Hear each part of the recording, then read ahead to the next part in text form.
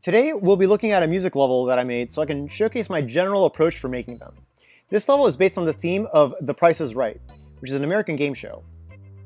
When I'm thinking about making a music level, I first check to see if that song would make sense in Mario Maker, because some songs just don't translate well. Here are some red flags to look for. 1. If the song has too many notes, that's bad. 2. Many notes with long sustain. 3. A weak melody. 4. The range of pitch in the song is too wide to play. Or 5. The tempo will not work. If the song suffers from any of these, it's probably going to be very, very difficult to work with in Mario Maker. The last note on tempo is pretty important for gameplay purposes, because good gameplay is needed if you want a good music level. So, for example, if you need Mario to be walking on a backwards conveyor, and there's not really any good gameplay that works with that, then you won't really have a music level, you'll just have some music. So this song in particular, for the theme for The Price is Right, satisfies all of those requirements. And so we're good to move on. Once I find a song that works well, I then think about what kind of gameplay idea would go well with it. If I can't think of a gameplay idea that goes well with it, then I just won't make the level. So for this level, since The Price is Right is a game show, I want it to have a game show feel to it. So for this reason, I made this a collect the coins clear condition based level. Before I go too deep into discussing the gameplay, since we know the gameplay is going to contain a lot of coins, and as a result, going to contain a lot of this coin jingling sound, we need to design the music so that it's going to be strong enough to compete with the constant coin collection sound. Because there's so many coins in this level that if we choose the wrong instruments, you won't be able to hear the music at all. And so what I chose are some really potent instruments that play at a very high, overall generally high pitch, or are very strong and sharp. So for example here I have a spiny trumpet, which has a very sharp trumpet noise. The Fire Piranha legato strings, which are a little bit weaker, but with their extra sustain, they can also be heard. The Stiletto Goomba accordion for flair in between, as the accordion sound is also very strong. And for percussion, I have a standard beat with a sideways trampoline and a pow block as a kick drum.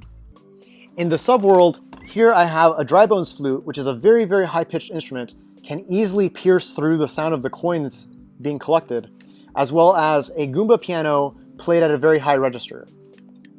These instruments in combination can be clearly heard over all the noises of the gameplay and level. This is very important because if you choose instruments that are very weak, so something like Spike, who is notorious for having a very low volume, you will just not hear that over everything else going on in the level.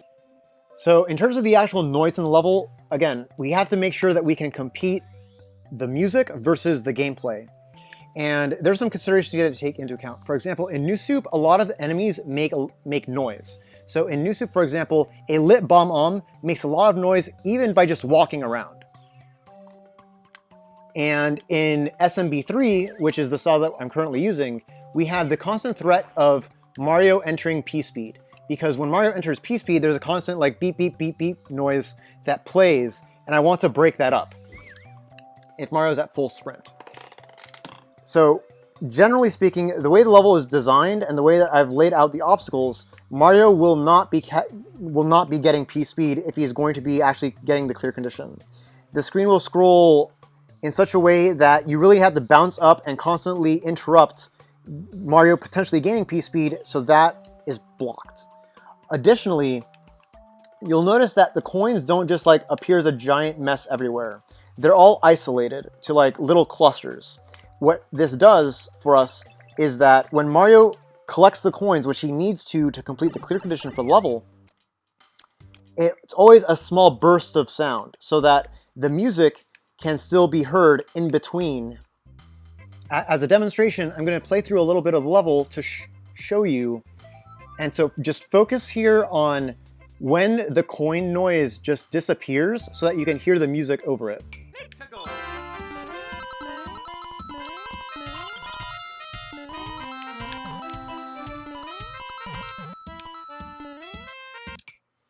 So with that, you can hear that there are some clear pauses built into the level just by having some empty space, where if Mario's going through the level normally, there's going to be a pause in the coin noise so that you can just hear the music. And that is just by design. I'm not micromanaging exactly how I'm placing the coins to make this happen. I'm just choosing to structure the level with coin clusters to keep that a bit more organized. So next, let's talk about the gameplay. So first, let's talk about the elephant in the room, which is the clear condition. For this, I'm using an at-least clear condition with coins. The most common thing I see with clear conditions with coins is a collect all the coins clear condition, and this is normally done as an anti-cheese mechanism to make sure that Mario goes everywhere in the level exactly where you want to go. That is normally extremely stressful and makes your level just... It very strongly clashes with the spirit of The Price is Right as a game show. Where when you think about a game show, you're not thinking about, we actually need to nail the #1 best score on it. You just want to win. It's not about winning versus losing, it's about winning versus winning more. And so for this, an at-least clear condition is extremely useful. An at-least clear condition immediately poses us with a design obstacle where the player doesn't necessarily know at least by how much. It could be 500 out of 505, it could be 500 out of 2000. The player does not know. And so first we need to convey to the player that the level is being lenient, and so they don't need to stress out over collecting every single coin. The very first thing that I do in the level is just stop the level with a scroll stop that's on a timer with the spike ball. For 3 seconds, you are locked in this room with nothing to do except look at this sign. This one sign that says 500 out of 1200. This works, I would say, like half the time because people don't read. But when people do read, they'll know like roughly by how lenient it's going to be before they waste a life on a level. You don't want people to waste a life and be like, I didn't know. Like, you want to give them like a fair shot. Now, because some people will not read, we're going to keep trying and design the level immediately to make it very clear that you can't get every coin. Because some people will also just not really, they'll tune out while reading the clear condition. And so we start out with this fork. Here it is immediately clear with the fast auto scroll that you need to make your choice. This is a branching path. You cannot get both the low coins and the high coins in this level. That's just not happening. And so this tells the player almost immediately, don't stress out. There's going to be plenty of coins. It's just roll with it. And that's the spirit that I want the player to go with into this level. So since this level is a clear condition level, the length of the level as a whole is kind of restricted because we have no checkpoints. And the solution to a clear condition level and not having checkpoints is not to just make a level that's very long and difficult and just say, well, I guess I can't have checkpoints because I'm not allowed to. No. It has to be tuned so that the level does not become a slog.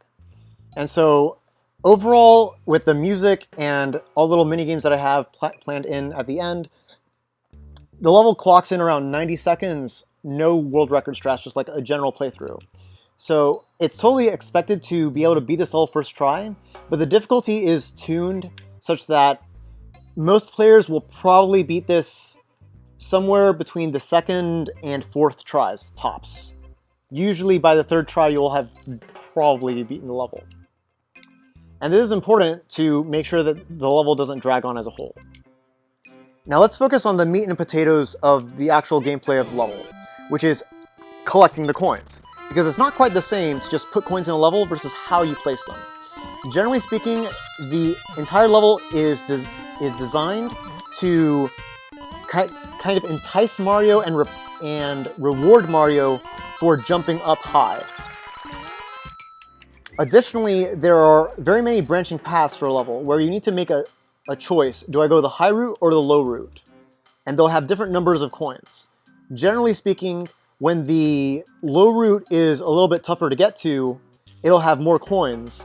And the high route, which is normally more difficult to reach, will have a greater reward. So while there's always these branching routes, the harder one has a slightly bigger reward. And it's never the case where you need to know that there's a specific route that you need to go on in order to beat the level. Because otherwise that would come off as very unfair. But overall, the level rewards Mario for jumping up high. And you'll see how I place the coins. There's not a whole lot just lying on the floor that you can just collect without jumping. So if I were to try to like just get away with not jumping, you're not really going to be getting a whole lot of these coins. That aspect of the coin placement is pretty important to this level to give Mario the constant thrill of action. Like, you gotta be working for those coins. You gotta be jumping up and going to collect them. The next main point I'd like to make on the gameplay of the level is the difficulty / lethality. So for this level, I mentioned that since it's a 90-second level, we need to make it not too hard so that it doesn't turn into a slog. Because repeating things over and over again is no fun. So the two main modes of death in this level are, number one, failing to reach the clear condition. If Mario fails to collect enough coins within the duration of the level, he dies. You don't get to retry. You die. The second main mode of death is getting crushed by a screen scroll, which is always, in this level, is always going to feel bad. Because imagine Mario's over here. And so Mario's looking at the coins, because he's looking at how to go grab the coins and jump up to get the coins. And he's not going to be looking down here where the walls are going to be crushing him. And so generally, crushing Mario by a screen scroll is going to be a really not very fun way to die in this level. It's much better to just, like, if Mario's going to die, it should be because he just failed to meet the requirements of the level. So what I did is I implemented all sorts of slopes in this level so that you'll find very few instances of a hard wall that can actually crush Mario. All sorts of slopes, as well as these conveyor belts going to the right. And these conveyors to the right are very, very important because in a cheetah auto-scroll, Mario's going to be potentially falling behind if he's trying to collect coins as efficiently as possible. The conveyor belts help keep Mario on pace so that he can consistently be faster than the screen and consistently keep pace without worrying too much about falling behind. The last main note I'd like to make on the level is theming. Here, theming is very important because I want to capture that game show feel of the level. And so after the whole auto-scroll section, we have Plinko. Plinko is one of the parts of The Price is Right, one of the mini-games, where you put chips into effectively a pachinko machine, and then the chips bounce around randomly, collecting whatever prize. And then you see the prizes at the bottom, and oh look, I can grab a 50 coin. Now, the 50 coin gives players always this ray of hope that it's like, even if you're far and at this point in the level you're not going to have enough coins for a clear condition. You're not. If you see that 50 coin, you're like, man, if I got that 50 coin, I can definitely beat the level. I really don't like RNG based victory, and so this machine is rigged to make it very, very, very, very difficult to get the 50 coin. I've seen it happen like once ever, but the odds are really stacked against you. And this is all by design. You can win some coins by luck to score an undeserved win this level to get some extra coins, but it's always possible to beat the level even if you have terrible, terrible RNG in Plinko. You can still win by a landslide. Lastly, we're ending with a coin shower. Again, in The Price is Right, this is like when you get put into a little money machine, just like collecting coins. And finishing off with Mario winning a brand new car. Thanks so much for your attention, and hopefully you enjoyed this gameplay analysis.